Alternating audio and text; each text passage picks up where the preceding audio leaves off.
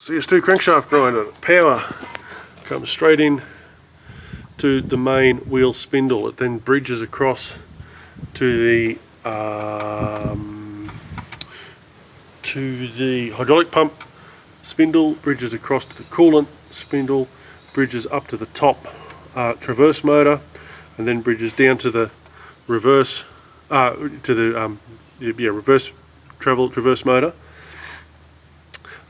You've got your supply trigger wires here. They're running from the switches. Now to the switches, this yellow wire here comes down into the bottom of the overload protection, into one of the points there. The idea being is that if it overloads, it'll drop out all the power to all the switches. So the feed, this white feed for all the switches, runs through the overload protection, and the overload protection, the yellow wire's jumped. I've got this one out at the minute, so it's jumped from overload protection to overload protection. Then underneath the overload protection, you'll have a white wire which feeds your switches, and then the return line for the switches comes back up into the top of the main contactors.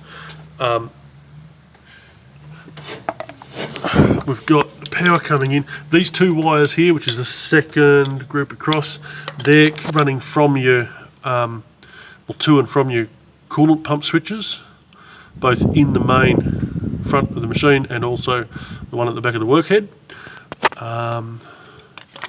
What else do I know? This big gang here come from the front of the machine where the wheel head and hydraulic pump switches are, and they're in threes there because of the one will be feed, one will be switched, and the other one will be the loop.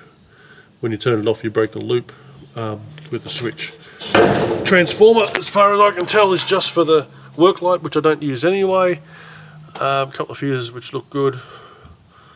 So yeah, we've got a main head's sitting at about 12 amp, 2 amp on the hydraulic pump. I think the coolant pump was about 1 or 2 amp too, and we've got 0.6 amp on the traverse motor. So that's about all. I'll pretty much tell you about that.